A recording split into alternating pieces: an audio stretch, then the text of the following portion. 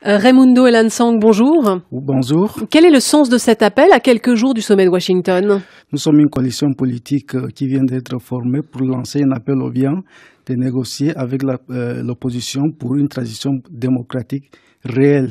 Nous voulons mettre en garde sur les stratégies qu'Obiang veut venir en Washington pour présenter qu'il a annoncé de dialoguer avec l'opposition externe et interne. Et nous savons que c'est une nouvelle stratégie pour tromper la communauté internationale. Nous ne croyons plus qu'Obiang pouvait diriger une transition politique en Guinée équatoriale. Donc la seule voie que nous croyons possible, c'est de le demander de se retirer dans la dignité. Et qu'est-ce qui pourrait le convaincre de céder à cette demande, d'après vous? Obiang n'a pas encore subi de pression. Ses homologues, par exemple Robert Mugabe, le président de l'Érythrée, ne sont pas invités à Washington, mais il subit des pressions quand même. Il est déjà âgé, il a 72 ans, il n'y a pas un relève. Vous parlez d'extrême urgence à propos de la situation en Guinée équatoriale. C'est une extrême urgence sociale avant tout?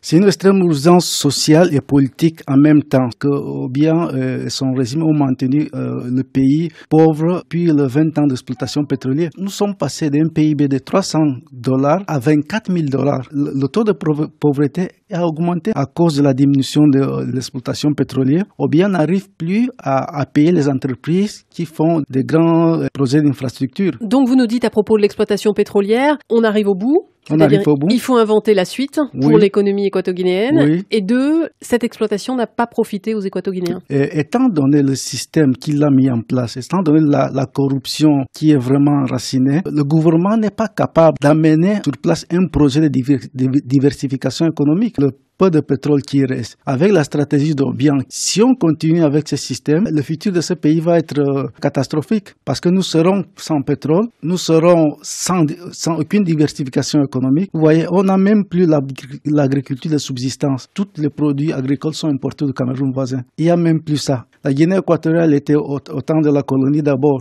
C'était le pays celui qui produisait le meilleur cacao au monde. Donc l'agriculture de subsistance que nous avions avant le pétrole a disparu. Maintenant, si le pétrole finit et le fait de s'endetter pour construire les grosses infrastructures, nous allons rester un pays pauvre. Vous disiez tout à l'heure, Raimundo Elansang, le président Obiang n'a pas préparé la relève politique. Il y a pourtant son fils qui semble tout désigné pour lui succéder, non? Obiang a plus de 30 enfants. Il y a d'autres enfants qui sont là, qui ont aussi volé comme l'autre, comme notamment le ministre de Mines et d'Hydrocarbures, qui n'est pas trop connu, mais il a toujours été le ministre du pétrole. Théodorin et sa mère, les frères d'Obiang et d'autres membres. Il y a une lutte pour la succession de la dictature. Nous avons même maintenant 3 armées parallèles qui luttent pour la succession, donc ça peut dégénérer une déstabilisation. Il y a des attaques, il y a des confrontations entre eux-mêmes qui ne sortent pas en dehors de la Guinée équatoriale. Par exemple, nous avons reçu très récemment qu'il y a eu une confrontation entre les 2 gardes, le garde du père et le garde du fils, et qu'il y a eu 8 militaires morts. Ils nous ont envoyé cette information. Mais maintenant, nous avons aussi l'information que les militaires qui ont filé cette information, même ils sont interrogés pourquoi l'information est sortie. Obiang, depuis, c'est une observation personnelle, mais vous allez aussi peut-être réfléchir sur ça. Obiang, depuis des années, il a trouvé une stratégie de créer des projets que j'appelle, je suis mathématicien, nous appelons le projet absurde, la théorie de l'absurde. Il crée des projets qu'il sait que les médias vont en parler. Et puisque les médias en parlent, personne ne connaît pas l'existence d'une opposition formée qui peut prendre la relève. Je vous cite par exemple le prix UNESCO. Ça a donné des bouffes dans les médias ou Obiang finance le prix UNESCO. Il organise le grand sommet, les événements. Ensuite, ça a été l'événement de la rentrée au pays lusophone. Ça a fait le bouffe des médias. Donc, il cherche toujours quelque chose qui fait que les médias soient distraits. Et lui-même, il l'appelle aboiement des chiens. Les chiens aboient et la caravane passe. Et il vient de le dire dans son discours. Je dis, tiens, voilà, lui-même il a dit que tous ceux qui me critiquent, c'est comme des chiens qui aboient. Donc, nous sommes la caravane qui passe. D'abord, il avait dit à nous, l'opposition, la Corée, notamment. Ensuite, dans un discours, il vient de le dire pour tous ceux qui le critiquent. Donc, je dis maintenant, si on donne la voix à l'opposition, comme ce que vous êtes en train de nous faire ici, ça crée des problèmes en bien. Parce que le monde peut se rendre compte. Écoutez, en Guinée équatoriale, il n'y a pas que les gens qui font des choses comme ça, l'absurdité. Il y a aussi des gens préparés qui veulent qui sont en train d'exposer le problème de ce pays, ils veulent qu'une solution politique, je dis bien une solution politique, soit trouvée, parce que je crois qu'on peut trouver une solution politique en Guinée équatoriale. On ne doit pas nécessairement faire une intervention armée ou une intervention, mais il y a des pressions qui sont susceptibles de faire pour... Une solution politique qui inclurait le départ du président actuel ? Qui inclurait le départ du président actuel dans la dignité, nous on le dit dans la dignité, de faire une transition ordonnée et monétarisée, contrôlée par la communauté internationale. Écoutez, ce n'est pas la première fois qu'on le fait. Ça a déjà été fait dans d'autres dictatures moins répressives qu'en Guinée équatoriale.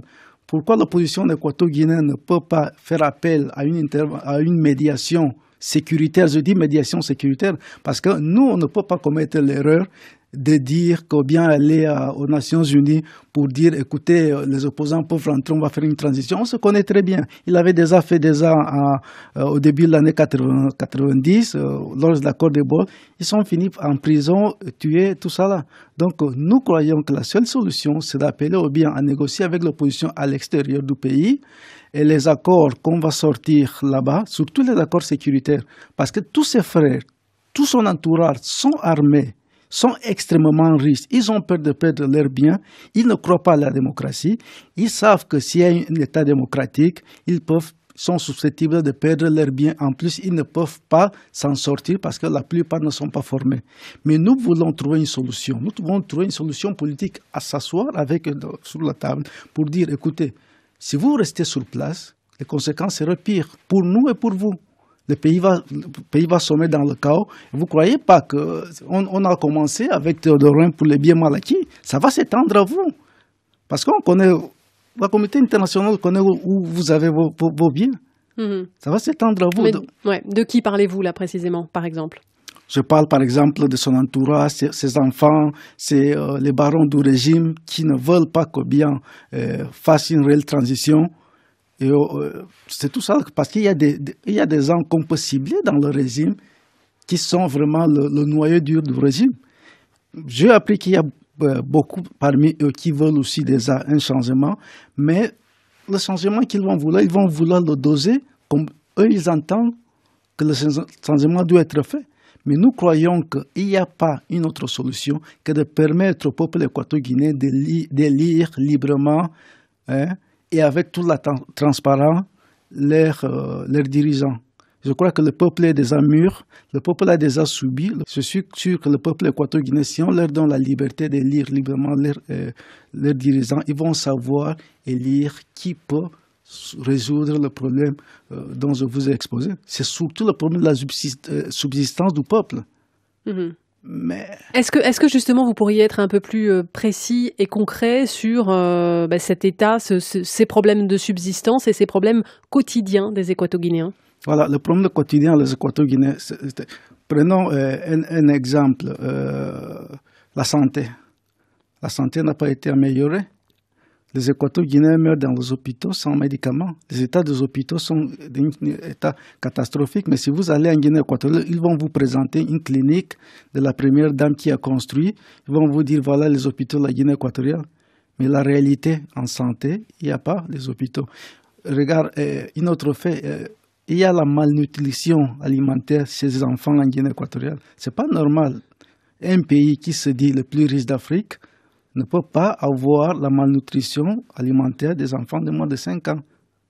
Donc, on va même aux étudiants. Les étudiants viennent de faire une grève pour demander une bourse qu'on leur paye 75 € par mois. Donc, on parle d'un pays qui est le plus riche d'Afrique. Il ne peut pas assurer une bourse de 75 € par mois à leurs étudiants. Ils n'ont pas construit des universités. L'éducation est tombée, même pendant le 20 ans là. Donc, le quotidien des Équato-Guinéens, au lieu de s'améliorer, ça a été pire. Mais il y a quelque chose que les gens ne comprennent pas. Pourquoi les gens ne se révoltent pas? Parce qu'il y a le flux d'argent circulant venant des gens qui s'entourent, qui s'enrichissent, ils achètent. Donc, il y a un marché informel qui est là, qui permet que le peuple peut encore subsister. Mais avec la crise économique qui est en train d'arriver en Guinée équatoriale, les gens commencent à ne pas dépenser.